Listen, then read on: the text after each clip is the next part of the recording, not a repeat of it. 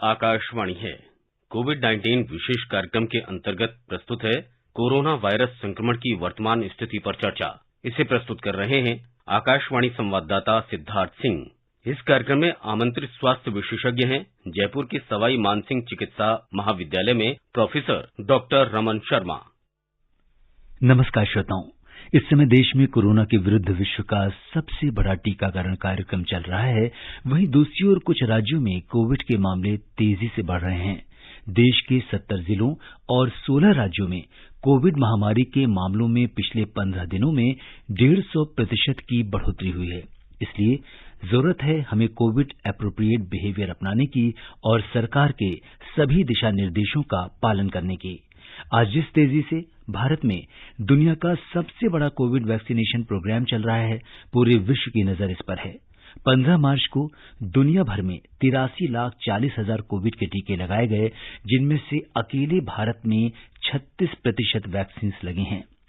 श्रोताओं, कोविड-19 को लेकर आपको जागरूक करने और सही और सटीक जानकारी देने के लिए आकाशवाणी पर हम कोरोना जागरूकता श्रृंखला का ये विशेष कार्यक्रम लेकर आते हैं और आज के इस एडिशन के साथ मैं हूं सिद्धार्थ सिंह।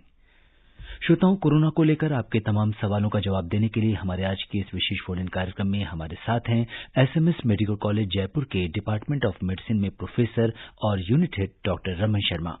डॉक्टर रमन का चिकित्सा के क्षेत्र में लंबा अनुभव रहा है। डॉक्टर रमन, आज के इस विशेष कार्यक्रम में हम आपका स्वागत और अभिनंदन करते हैं। जी नमस्कार एंड धन्यवाद। श्रोताओं, कोरोना से संबंधित सवाल डॉक्टर रमन से टोल फ्री नंबर 1800-115767 और 011-233-14444 पर पूछ सकते हैं। अगर आप सोशल मीडिया पर सवाल पूछना चाहते हैं तो आप हमारे ट्विटर हैंडल @AIR News पर #AskAIR पर अपने सवाल पोस्ट भी कर सकते हैं।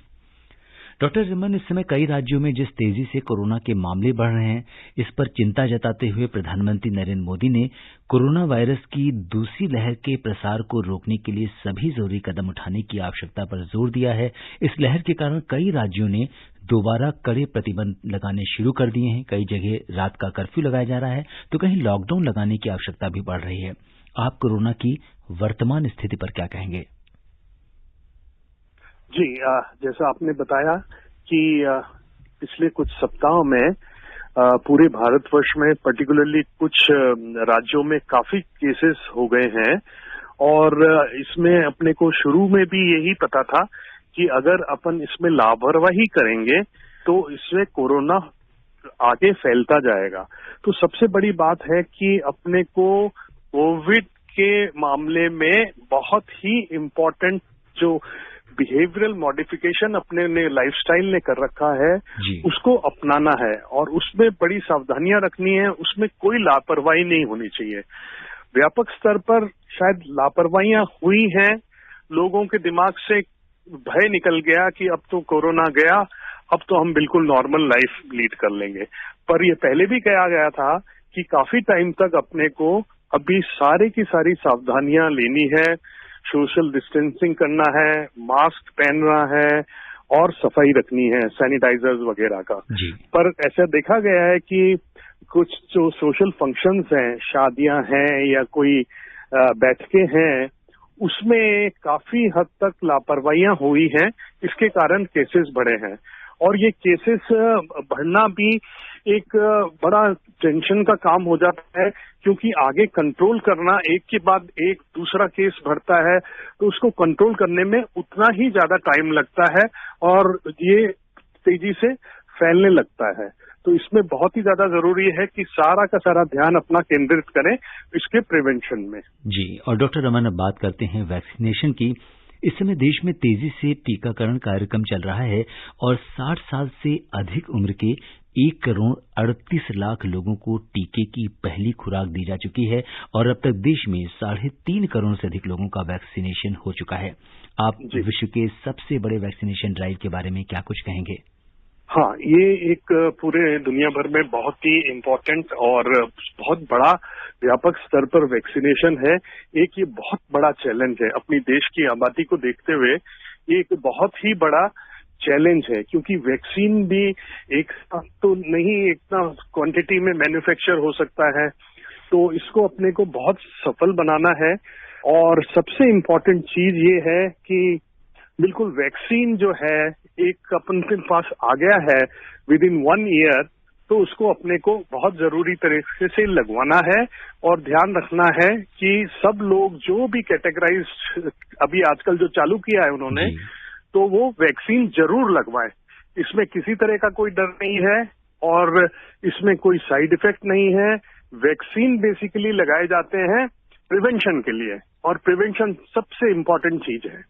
जी बिल्कुल, prevention is better than cure. और डॉक्टर रमन, आपने वैक्सीनेशन लगवाया है, आपका जो व्यक्तिगत अनुभव वैक्सीन लगवाने का रहा है वो कैसा रहा और आपकी क्या दोनों डोजेज लग चुकी हैं? जी हाँ, सबसे पहले 16 जनवरी को जब प्रधानमंत्री जी ने इनॉग्रेशन किया था वैक्सीनेशन का अपने देश में, तो उसी दिन हेल्थ केयर वर्कर्स का लगा था, हमने लगवाया था फर्स्ट डोज और सेकंड डोज भी मेरा तो लग चुका है 28 दिन के बाद। उसमें कोई परेशानी नहीं हुई, बड़ा एक फीलिंग हुई कि हाँ अब हमारे अंदर ताकत आ गई है लड़ने की इस वायरस से, तो इसमें कोई परेशानी नहीं हुई। छोटा मोटा दर्द हुआ था जहाँ पे इंजेक्शन साइट लगती है डेल्टॉइड पे, और थोड़ी देर के लिए 1-2 घंटे में वो भी अपने आप ठीक हो गया, ना कोई मुझे तो बुखार आया। दूसरे हमारे साथियों ने भी लगाया, मैंने उनसे भी बात करी, उन्होंने भी कोई ऐसा एडवर्स इवेंट जिसको कहते हैं अपन वो नहीं आया। और डॉक्टर रमन, आप उस दिन अस्पताल में थे, आपने अपनी जो दैनिक ड्यूटी थी, जो भी ओपीडीज थी, वो सब पूरी की या आपने छुट्टी ली थी उस दिन? सॉरी, मैंने कहा कि टीका लगवाने के बाद जो आपका जो रूटीन का काम था, ओपीडीज और जो चीजें आप करते हैं, क्या आप कर पाए? जी, दोपहर में करीब 2 बजे के करीब मुझे टीका लगा था। उसके बाद मैंने अपना दैनिक पूरा दिनचर्या निभाई, पूरा काम किया, मरीजों से इंटरेक्शन किया, और मुझे तो पता ही नहीं चला, मैं तो भूल भी गया कि मुझे वैक्सीन लगा है। रात को थोड़ा सा हाथ दबा के देखा तो वहां थोड़ी मामूली सी टेंडरनेस थी, दर्द था, उसके अलावा मुझे तो कुछ नहीं पता चला। मैंने रेगुलर वॉकिंग पे जाता हूँ सेहत के लिए अपनी, तो वो भी मैंने अपना कार्य किया और मुझे कोई परेशानी नहीं। बिल्कुल डॉक्टर रमन, मैंने आपसे ऐसा इसलिए पूछा क्योंकि हमारे एक श्रोता ने सोशल मीडिया पर ये सवाल पूछा है कि अगर हम वैक्सीन लगवाने जाएंगे तो क्या हम दोबारा उस दिन अपने ऑफिस जा सकते हैं कि नहीं। तो मुझे लगता है कि आपने बता ही दिया जिस तरह से आपका रूटीन रहा उस दिन का। जी, ऐसा हो सकता है कि कुछ लोगों में बुखार आ जाए, तो उस दिन अगर आपको बुखार आ रहा है या हाथों पांव में दर्द हो रहा है, सिर दर्द हो रहा है, तो आप जरूर एक दवाई भी ले सकते हैं डॉक्टर की सलाह के बिना। नहीं लेनी चाहिए, डॉक्टर की सलाह पे दवाई लेके रूटीन में अगर आप एसिम्प्टोमेटिक हैं, कोई दिक्कत नहीं है, तो आप बिल्कुल अपने ऑफिस का काम कर सकते हैं। और अगर बुखार है तो ऑब्वियसली आप कुछ घंटों की छुट्टी भी ले सकते हैं या 1 दिन की छुट्टी ले सकते हैं। बुखार ज्यादा लंबा नहीं चलता है, थोड़ी सी देर का बुखार होता है, ज्यादा से ज्यादा 1 दिन। थोड़ा मामूली सिर दर्द होता है और कुछ लोगों में कुछ ऐसा नौजिया टाइप या उल्टी टाइप की हो सकती है, पर कोई परेशानी वाली बात नहीं है। ये बहुत माइनर साइड इफेक्ट्स में काउंट होता है। जी, और डॉक्टर रमन, हमारे एक दूसरे श्रोता हैं जिन्होंने ईमेल पर हमसे ये प्रश्न पूछा है कि इस समय मेड इन इंडिया जो 2 वैक्सीन हैं, कोविशील्ड और कोवैक्सीन, तो इन्हें कौन सी वैक्सीन लगवानी चाहिए? देखिए, सबसे पहली बात तो ये है कि ये वैक्सीन जो मार्केट में आई है फॉर पब्लिक यूज, हालांकि ये एक इमरजेंसी ऑथराइजेशन है, पर ये जो लॉन्च हुई है वो काफी साइंटिफिक टेस्टिंग के बाद लॉन्च हुई है और दोनों की बराबर सी ही एफिकेसी है, बिल्कुल उसमें कोई फर्क नहीं है।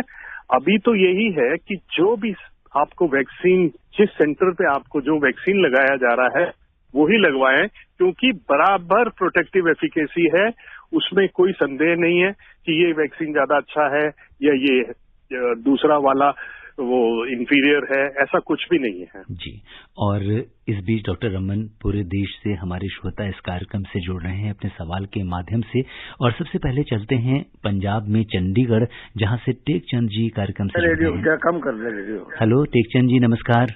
नमस्कार जी, नमस्कार। डॉक्टर साहब को भी नमस्कार। नमस्कार जी, बताइए टेकचंद जी, आपका स्वागत है, क्या जानना चाहते हैं? जी, मेरी गर्दन का ऑपरेशन हुआ था। जी हाँ जी डॉक्टर जी। जी टेकचंद जी, हम सुन पा रहे हैं आपको, आप बताइए। जी हाँ, मेरी गर्दन का मेरा लेफ्ट साइड मारा गया था जी। जी काम नहीं करता था लेफ्ट साइड में जी। फिर गर्दन में कोई नस दबी हुई थी, मेन नस। जी। अब उसका ऑपरेशन कराया, 1 साल हो गया है। हाँ हाँ।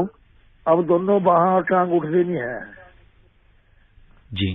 तो मैं खून का पता नहीं चला या नहीं चला, तो ये बताओ मैं कोरोना का टीका लवाऊं या ना लवाऊं? बिल्कुल कोई उसमें संदेह नहीं है, बिल्कुल लगाना चाहिए, कोई कॉन्ट्राइंडिकेशन नहीं होता है ना, और वो तो जरूरी है। अगर आप क्वालिफाई करते हैं वैक्सीन के लिए तो जरूर लगाना चाहिए जी।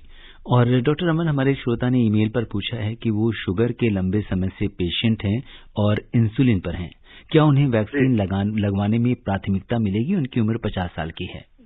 जी, मैंने जैसा बताया आपको कि वैक्सीन तो एक प्रिवेंशन है, और आपको ये पता होगा कि diabetic patient, heart patient, BP के पेशेंट और दूसरे कैंसर वगैरह के पेशेंट में कोविड इन्फेक्शन काफी ज्यादा होता है और सीरियस इन्फेक्शन भी हो सकता है।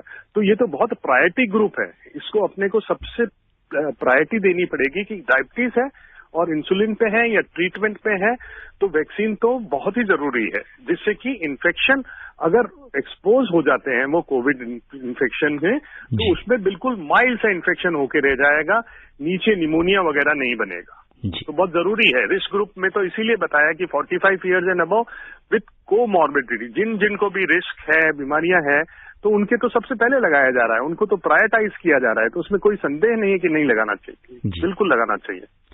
और इस बीच उत्तर प्रदेश में बलरामपुर से रिंकी तिवारी जी हमारे साथ जुड़ गई हैं। रिंकी जी नमस्कार, स्वागत है आपका कार्यक्रम में। जी नमस्कार, स्वागत के लिए आपको बहुत बहुत धन्यवाद। सिद्धार्थ जी आपको भी मेरा नमस्कार। जी नमस्कार। और जी डॉक्टर सर को भी मेरा नमस्कार। नमस्कार। नमस्कार। और सारे सर को भी नमस्कार कर रहे हैं और सारे श्रोताओं को भी। अभी जैसे कि सिद्धार्थ जी बहुत सारे मतलब अभी श्रोताओं ने पूछा भी बहुत सारे क्वेश्चन और मैंने सुना जिस तरह जवाब दे रहे हैं सर, बहुत अच्छा लग रहा है और आपके तो टिप्स मुझे बहुत अच्छे लगते हैं। जी जी, आपका भी बहुत बहुत धन्यवाद। जी बताइए क्या जानना चाहते हैं? बहुत बहुत धन्यवाद आपको। मैं भी अपना क्वेश्चन पूछ रही हूँ कि सर जैसे अभी आज सीनियर सिटीजन को दिया गया, फिर फ्रंट वर्कर को दिया गया, तो ये स्टूडेंट को दिया गया क्योंकि हम लोगों का परीक्षा नजदीक है, तो उस परीक्षा में हम पार्टिसिपेट करेंगे, तो हमें ये कब दिया जाएगा? क्योंकि उसमें तो सोशल डिस्टेंसिंग हम बनाएंगे पर उतना सही से नहीं बनेगा, तो फिर हमें कब ये मिलेगा? हम इसकी जानकारी चाहते हैं। धन्यवाद जी। डॉक्टर रमन, इन्होंने बड़ा अच्छा सवाल पूछा है कि स्टूडेंट्स हैं, एग्जाम्स होने वाले हैं, तो कैसे ये इनका नंबर कब आएगा? एग्जाम होने वाले हैं और वैक्सीनेशन का नंबर? जी, वैक्सीनेशन का नंबर कब आएगा इनका? जी देखिए, स्टूडेंट्स का तो अभी नहीं आ रहा है। अगर अभी सबसे पहले तो मेडिकल स्टूडेंट्स जो कि फ्रंटलाइन वर्कर्स में माने गए हैं, उनका तो वैक्सीनेशन हो गया है और चल रहा है, और बाकी स्टूडेंट्स का अभी तो सोशल डिस्टेंसिंग और मास्किंग प्लस सैनिटाइजेशन, ये जो प्रोटोकॉल के हिसाब से परीक्षाएं हो रही हैं, उसके हिसाब से ही परीक्षाएं होंगी, और वो आपको समय पर सूचित कर दिया जाएगा कि अब इस ग्रुप में भी वैक्सीनेशन चालू हो गया है। वो सरकार द्वारा आपको सूचित किया जाएगा। जी। पंजाब उत्तर प्रदेश के बाद अब रुख करते हैं महाराष्ट्र में मुंबई का, जहां से अमजद जी अपने सवाल के साथ हमारे कार्यक्रम में आ गए हैं। अमजद जी नमस्कार। नमस्कार सर। जी बताइए अमजद जी, क्या जानना चाहते हैं आप? जी, मैं सर ये जानना चाहता था कि हमने ये पढ़ा था कहीं पर जी कि जो फिजिकली चैलेंज पीपल है तो उनके लिए कोई गाइडलाइन अपीयर हुआ है, अगर ये किसी पीड़ा से भले मतलब ग्रासित नहीं है पर फिर भी इनको कोविड वैक्सीनेशन का जो टीका है वो लगाया जाएगा, क्या ऐसा कोई गाइडलाइन है? जी डॉक्टर रमन, जो दिव्यांगजन हैं, न्यूरोलॉजिकल डिसेबिलिटी वाले जो पेशेंट्स हैं जो हैं तो उनको लगाया जाएगा। कुछ हिमेटोलॉजिकल डिसऑर्डर जैसे सिकल सेल एनीमिया वगैरह है, इनको लगाया जाएगा। बाकी दूसरी जो कॉमन कोमॉर्बिड कंडीशंस है उनको तो लगाया जा ही रहा है, तो न्यूरोलॉजिकल कंडीशंस में ये आ जाता है।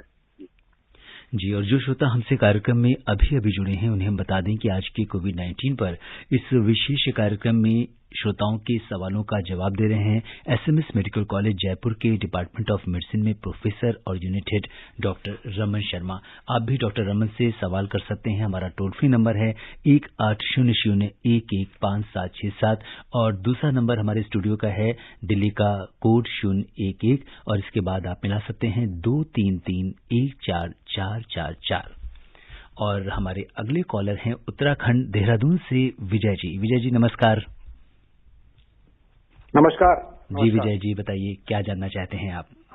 मेरा सवाल जी जैसे कोई व्यक्ति लखनऊ में है और वो पहला वैक्सीन लगवाता है वहां के प्राइवेट हॉस्पिटल में जी जी उसके बाद वो देहरादून आ जाता है जी और देहरादून में जो गवर्नमेंट हॉस्पिटल है वो पास में है जी तो क्या वो दूसरा वैक्सीन दूसरा डोज गवर्नमेंट हॉस्पिटल में लगा सकता है? जी डॉक्टर रमन बहुत इंपॉर्टेंट सवाल इन्होंने पूछा है। जो लोग ट्रैवल कर रहे हैं इस बीच में उनके लिए तो बहुत ही महत्वपूर्ण है कि अगर एक बार टीका आपने एक स्टेट में या एक शहर में लगाया तो क्या दूसरी जगह आप उस टीके को लगवा सकते हैं? हाँ, ये इन्होंने अब ओपन कर दिया है बिल्कुल और दूसरे शहर में बिल्कुल लगवा सकते हैं।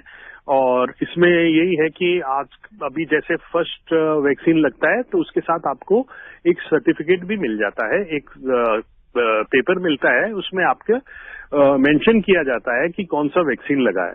तो दूसरे सेंटर पे आप कहीं जाएंगे तो सेम वैक्सीन लगाना है। अभी तक ये इम्पोर्टेंट प्रोटोकॉल है। अभी अपने यहाँ 2 वैक्सीन लग रहे हैं, कोवैक्सीन और कोविशील्ड।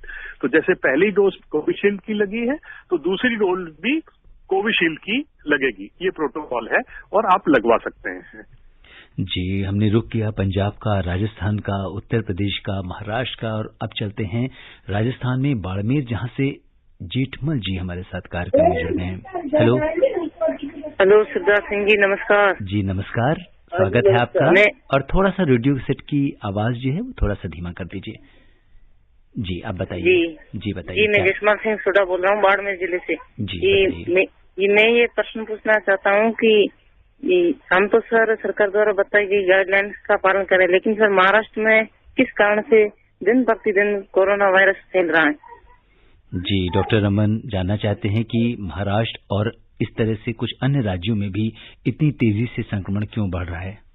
जी रिसेंटली ये देखा गया था कि देखिए जैसे मैंने पहले बताया कि बीच में कोरोना के केसेस हिंदुस्तान में तो काफी कम हो गए थे। तो इसमें एक थोड़ी सी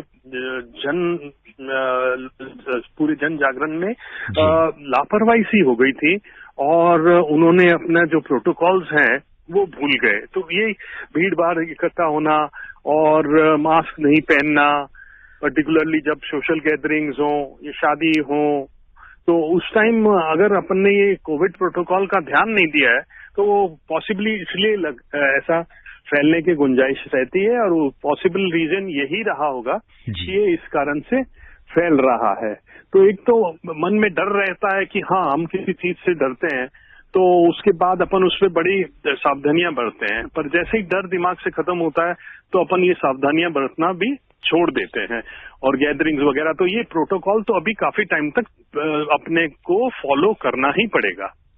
जी और लिसनर्स अगर आपके मन में भी कोई सवाल है कोरोना को लेकर, आप जानकारी चाहते हैं तो आप हमारे स्टूडियो के टोल फ्री नंबर 1800-115767 पर फोन कर डॉक्टर रमन से उसका जवाब ले सकते हैं। और इस बीच उत्तर प्रदेश से मकसूद हुसैन जी कार्यक्रम में जुड़ गए हैं। मकसूद जी नमस्कार। नमस्कार सर। जी मकसूद जी बताइए क्या जानना चाहते हैं? जी सर मैं ये जानकारी लेना चाहता था डॉक्टर साहब से कि जैसे ये टीकाकरण चल रहा है, दवाई चल रही है, तो खबरों में और कुछ डॉक्टरों के मुंह ये सुना है कि इससे जो है 6 माह से 9 माह की अवधि ही इसका कंट्रोल रहेगा। तो क्या ऐसे ही रहेगा तो वायरस समाप्त नहीं होगा कोरोना वायरस? जी डॉक्टर रमन ये जानना चाहते हैं कि इस टीके का प्रभाव कब तक रहेगा, ताकि ज्यादा समय तक रहेगा तो हम ज्यादा समय तक कोरोना से बचे रहेंगे। जी ये बहुत ही इम्पोर्टेंट सवाल पूछा है। अब देखिए टीका लगना तो अभी चालू हुआ है ना, बहुत ज्यादा टाइम नहीं हुआ है। तो अभी जो रियल लाइफ की जो काइनेटिक्स है इस टीके की, मतलब ये कितने दिन तक चलेगा अभी बहुत अच्छी तरह से नहीं पता है अपने को। तो साइंटिफिक स्टडीज ऐसा कहती है कि कम से कम 12 महीने और कुछ स्टडीज कहती हैं कि 2 साल तक भी ये इसका प्रभाव रह सकता है। अब आगे क्या होगा, पूरा साल बीत जाएगा, ये जो ट्रायल्स जो हैं ये कंटिन्यू चले जा रही हैं और ये देखा जा रहा है कि एंटीबॉडीज कब डिक्लाइन होना चालू हो रही हैं। तो ये तो अभी टाइम ही बता पाएगा कि कितना टाइम तक इसकी जो अपन बोलते हैं ड्यूरेबिलिटी ऑफ वैक्सीन वो रहेगी, कि 6 महीने रहेगी, साल भर, कम से कम ऐसा माना गया है कि कम से कम 12 महीने तक तो कोई दिक्कत नहीं होनी चाहिए। जी, और इस बीच लाल मोहम्मद जी हमारे साथ कार्यक्रम में जुड़ गए हैं। हेलो जी, गुलमर्ग से लाल मोहम्मद जी। जी लाल मोहम्मद जी नमस्कार, स्वागत है आपका कार्यक्रम में। सर मैं कर्नाटक गुलबर्गा शाहबाद से बोल रहा हूँ सर, ब्लाइंड पर्सन हूँ सर, ब्लाइंड। जी बताइए सर। हम गवर्नमेंट स्टेट एम्प्लॉयज है सर जी। हमारा क्यों कभी आएगा सर ये कोरोना वायरस का?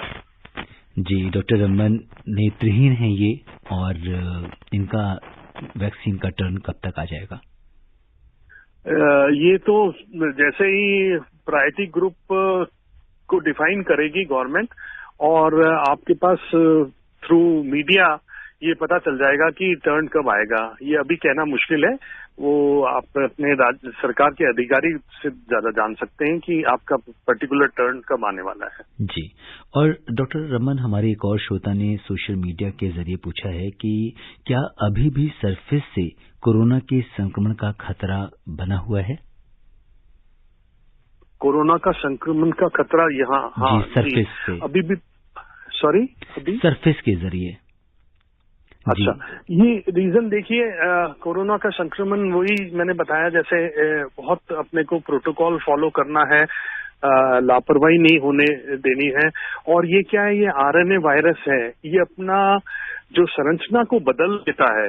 वायरस अपने सर्वाइवल के लिए भी बड़ी कोशिश करता है कि मैं भी कैसे जिंदा रहूं। तो ये आरएनए वायरसेस जो हैं और जल्दी अपना थोड़ा सा संरचना में वो अंतर कर लेते हैं, जिससे कि वो अपने आप को वो ढाल सके इन एंटीबॉडीज जो बना रहे हैं अपन लोग। तो इसलिए तो ये जो change in nature of virus है उसके कारण हो सकता है कि नए स्ट्रेन्स आए, या अभी बहुत कहना मुश्किल है। ब्रिटेन में, साउथ अफ्रीका में, कुछ जगह ब्राजील में, कुछ केसेस जापान में कुछ नए स्ट्रेन आ रहे हैं। तो उसलिए अपने को बहुत एहतियात रखनी है, सावधानी बरतनी है, क्योंकि नया स्ट्रेन आया तो उसमें अभी तक तो मान रहे हैं कि वैक्सीन भी प्रभावशाली रहेगा, पर आगे के टाइम में और अगर स्वरूप बदलता है तो फिर आगे का उसमें बड़ा। और डॉक्टर रमन इसमें एक बात और जानना चाह रहे हैं, मतलब सरफेस या सतह से जो संक्रमण होता है, किसी ऑब्जेक्ट से संक्रमण होता है, उसके बारे में भी ये जानना चाहते हैं। जी, ऑब्जेक्ट से बहुत ज्यादा तो नहीं, ज्यादा जो एयरबॉर्न ट्रांसमिशन है, ड्रॉपलेट इन्फेक्शन, वो उसी से ज्यादा होता है। एरोजोल जनरेशन के कारण जो डायरेक्ट मरीज जो एसिम्प्टोमेटिक है या मरीज है जिसको बुखार है, खांसी है, वो ही ज्यादा फैलाता है। हालांकि ये माना गया है कि ऑब्जेक्ट्स में भी करीब कुछ घंटों तक ये वायरस रह सकता है, पर ये बहुत एक इम्पोर्टेंट फैक्टर नहीं माना गया है। मेन कंसर्न जो है वो एक दूसरे से, इवन लाउड टॉकिंग, बातें करने में से भी ये फैल सकता है। तो ये मुंह के द्वारा ही फैलता है, सांस के द्वारा ही फैलता है। मेन कॉज ये है। ऑब्जेक्ट्स में भी ध्यान रखना चाहिए, इसीलिए अपन कहते हैं कि बार बार अपने हाथ को सैनिटाइज करें, और जिससे कहीं ऑब्जेक्ट में भी कोई वायरस लगा हो तो वो अपने नाक या आंख में न जाए। जी, और डॉक्टर साहब अब हम रुक करते हैं झारखंड में जमशेदपुर का, जहां से श्यामू महतो जी कार्यक्रम में जुड़ गए हैं। श्यामू जी नमस्कार। जी नमस्ते जी, स्वागत है आपका कार्यक्रम में, बताइए क्या जानना चाहते हैं आप? जी, सबसे पहले तो मैं डॉक्टर साहब को बहुत बहुत आभारी हूँ कि इतने सुंदर हमें जानकारी दे रहे हैं आकाशवाणी के माध्यम से। जी धन्यवाद। तो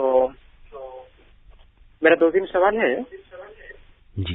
अक्सर हम लोग गांव में रहते हैं, तो इस समय क्या होती है कि नदियों में नहाते हैं, काफी सारे लोग नहाते हैं, तो अभी नदियों में नहाना हमारे लिए क्या खतरा है?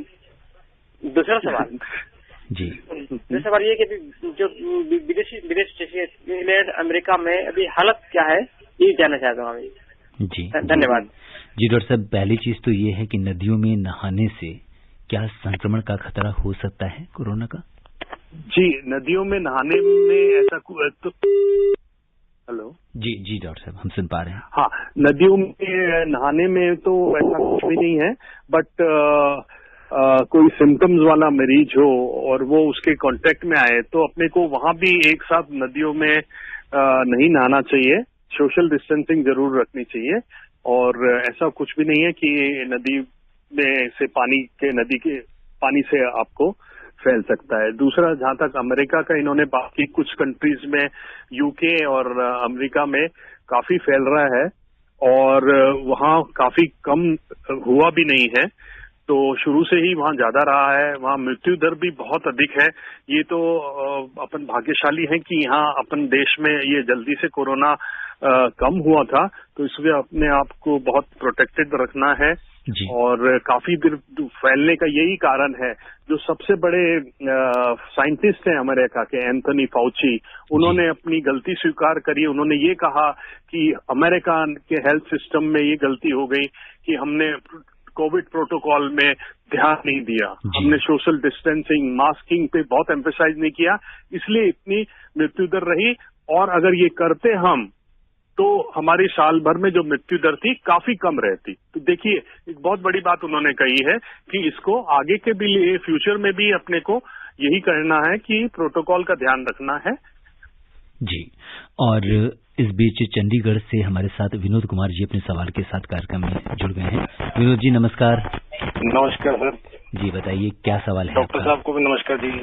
नमस्कार। नमस्कार सर, ऐसा है, मेरा 2017 में एक्सीडेंट हुआ था। जी हेलो। जी विनोद जी बताइए। 2017 में मेरा एक्सीडेंट हुआ था, मेरे सिर में क्लाउड है जी।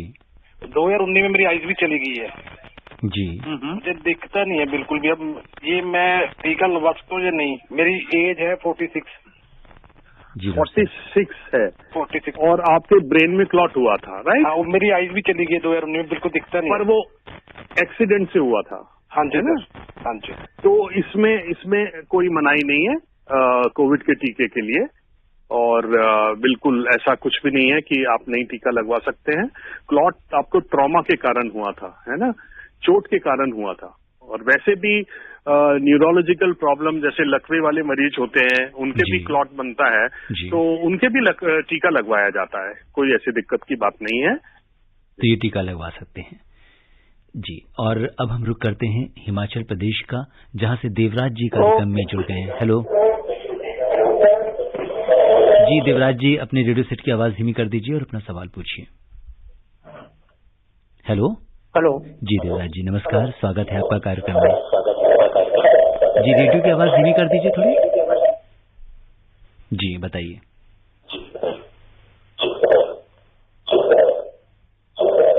जी रेडियो सेट की आवाज जब बहुत पास से आ जाती है तो इको करने लगती है। डॉक्टर रमन, हम इस पर चर्चा कर रहे थे कि किस तरीके से इन्होंने भी जैसे पूछा कि बहुत सारे ऐसे लोग हैं जो गंभीर बीमारियों से पीड़ित हैं। हमारे श्रोता ये पूछ रहे हैं कि उनको गंभीर किडनी की बीमारी है और वो डायलिसिस पर हैं, तो क्या वो वैक्सीनेशन करवा सकते हैं? वो इस प्रायोरिटी ग्रुप में फॉल करते हैं? हाँ, ये वैक्सीन करवा सकते हैं। इवन जो रीनल ट्रांसप्लांट रिसिपिएंट हैं, जिन्हें गुर्दा मिला भी है, वो भी वैक्सीन लगवा सकते हैं। वो भी कोई कॉन्ट्राइंडिकेशन नहीं है, बट कि जो सीकेडी की बीमारी है, गुर्दे की बीमारी है, वो तो एक बड़ा रिस्क फैक्टर है ही है। तो इसलिए कोई उसमें मनाही नहीं है, बिल्कुल ठीक है, उसमें लगवाना चाहिए। और श्रोताओं, समय इजाजत नहीं दे रहा कि हम इस चर्चा को आगे बढ़ाएं। डॉक्टर रमन, आप कोविड-19 के इस विशेष कार्यक्रम से जुड़े और आपने श्रोताओं के प्रश्नों का उत्तर दिया, हमसे चर्चा की, आपका बहुत बहुत धन्यवाद और आभार। जी धन्यवाद। श्रोताओं, आज के अंक में बस इतना ही। चलते चलते आपसे यही कहेंगे कि डॉक्टर रमन ने आपको कोविड-19 से बचाव के लिए जो भी सावधानियां बताई हैं, आप उनका पालन कीजिए। खुद सुरक्षित रहते हुए दूसरों को भी सुरक्षित रखिए। इसी कामना के साथ दीजिए मुझे अनुमति। नमस्कार। कोविड-19 विशेष कार्यक्रम के अंतर्गत अभी आप सुन रहे थे कोरोना वायरस संक्रमण की वर्तमान स्थिति पर चर्चा। इसे प्रस्तुत कर रहे थे आकाशवाणी संवाददाता सिद्धार्थ सिंह। कार्यक्रम में आमंत्रित स्वास्थ्य विशेषज्ञ थे जयपुर के सवाई मानसिंह चिकित्सा महाविद्यालय में प्रोफेसर डॉक्टर रमन शर्मा। ये कार्यक्रम आकाशवाणी के समाचार सेवा प्रभाग द्वारा प्रस्तुत किया गया। इसे आप हमारे mobile app news on AIR पर भी सुन सकते हैं। कार्यक्रम के संबंध में अपनी प्रतिक्रिया आप हमें ईमेल कर सकते हैं। पता है airnsdtalks@gmail.com। ये कार्यक्रम फिर से सुनने के लिए लॉग ऑन करें हमारी वेबसाइट newsonair.com।